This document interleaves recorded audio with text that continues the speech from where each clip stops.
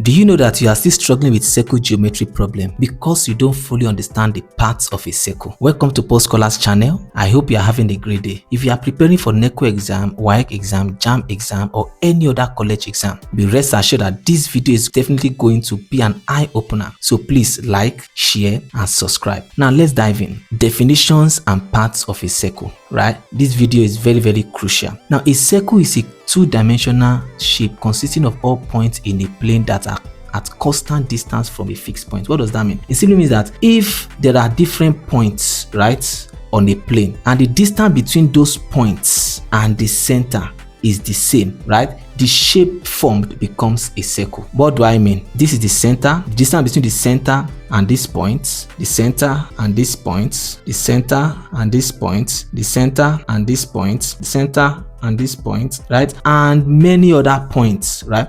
If the distance are all the same, definitely the shape formed becomes a circle. If, for example, you have this kind of shape, right, let's draw it. This is the center of the shape, right? Now the distance between here and here, right, between the center and this point, you can see it. The distance between this side and this side is not equal. Definitely you can't call this shape a what? A circle, right? So moving on, key parts of a circle. Key part of a circle. The first part we have here is the center. The definition here is clear. The fixed point inside the circle from which all points on the edge are equidistant, right? So once you have a point in the middle of the circle, right, and all the distance between the points and the circumference of the circle is the same, definitely this is the what? Genuine point, right, or center. Now the next one is radius. A straight line segment from the center to any point on the circumference. So let's clarify what circumference is. This bounded region, right, is called a circumference. So if you have a center, which is in the middle of the circle, right, then if there's a line touching the center and a point on the circumference, this line is called a what? A radius. So we can represent it as R, right? We can also have another radius here, from here to this point. This is also another radius, right? So just know that whenever a line touches the center and any part of this circumference, it is a radius. Next, diameter. Diameter is a chord that passes through the center of the circle. It is the longest chord of a circle. The diameter is twice the radius. What does that mean? If there is a point in the center of this circle, right, and a line passes through this point, then the line is a what? It's a diameter, right, represented as D. One formula you should know is that diameter is equals to 2 times what? Times radius. Next is the circumference, right? I've explained this before. The perimeter or total distance around this edge of the circle. Therefore, circumference is simply the distance from this point, right, down and back to this point, right? That's circumference of a circle, right? Simply the bounded region of the circle, right? Next, chord. Now chord is a straight line segment whose two endpoints lie on the circumference of the circle. What does that mean? If you have a line with one point on this part of the circumference and another point on this part of the circumference, then this is a typical what? Chord. You can also have another one here. This is also a chord. You can have another one here. This is also a chord, and it goes on and on like that, right? But you can see diameter is also a chord. You can see it. Just that the difference is that it passes through the what? The center of the circle. Now let's continue. Next, arc. Arc is a portion of the circumference. We have the minor arc and the what? Major arc. If I cut this circle into two parts, right? Good. This arc right here is called the minor arc. You can see it. It's not long. While this arc here is called the what? The major arc, right? So arc is just a portion of a circle. Next, segments. So the region of a circle bounded by a chord and an arc.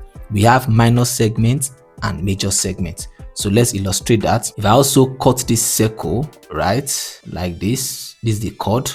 Now this part of the circle or this area of the circle is called a minor segment, right? Minor segment.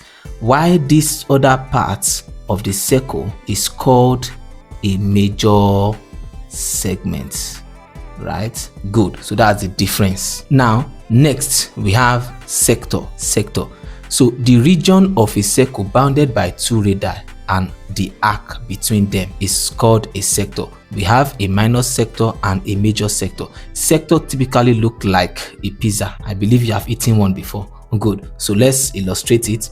This is the center of the circle, right? This is one radius. This is another radius, right? So this area here is called a sector. This area here is also called a sector. But the difference between this area and this area is that this one is a minor sector, right? While this other one is a major sector. I hope you understand. Good. So if I cut out this particular shape, I'll have something like this, right? Good. So this is a what? A sector. And if I cut out this particular shape, I'll have something like this. Okay, then good. This is another sector, but this is called a minor sector and this is called a major sector. Next, we have tangent. A tangent is a straight line that touches the circumference at exactly one point. So if I have a line, if there's a line and this line touches this circle at one point, you can see this is the point of intersection, right? That means this line becomes a what? A tangent, because it touches the circle at just one point. We also have another example here. If this is another line and it touches this circle at one point, so here's the point, right? This line is called a what? A tangent, right? Next, we move on. Secant. A secant is a straight line that cuts the circle at two distinct points. So let's illustrate that. This is a line, right? Now the line cuts this circle at this point, point A, and also at point what? B. Definitely this line is called a what? Secant. The difference between a secant and a chord is that a secant extends beyond the what? The circle, right? But a chord is within the circle. This is the chord. So that's the difference, right? Now let's look at types of circle. Types of circle. The first type of circle we have is the congruent circle. Now, circles with equal radii. That means if this circle has a center here, right, with a radius, and this circle also have a center with a radius. Now, congruent circle is saying that if this radius, which is r, is equal to 3, and this radius, which is also r, is equal to 3, then these circles are congruent, right? Next, concentric circle. Circles with the same center but different radii.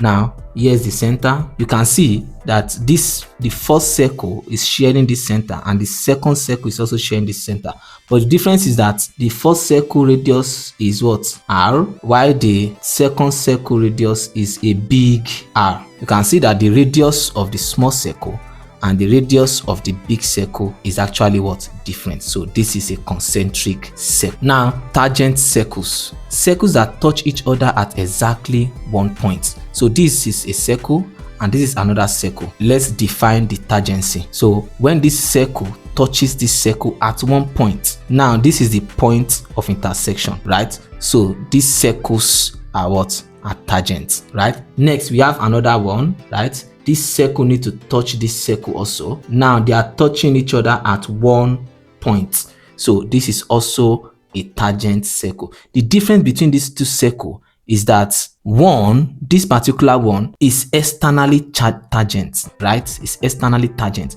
while this particular one is internally what? Tangent. Now we have come to the end of this video. I believe you now understand the different parts of a circle. If you truly understood everything I've said, please do well to like, comment, and subscribe. I wish to see you in my next video. God bless you. Bye.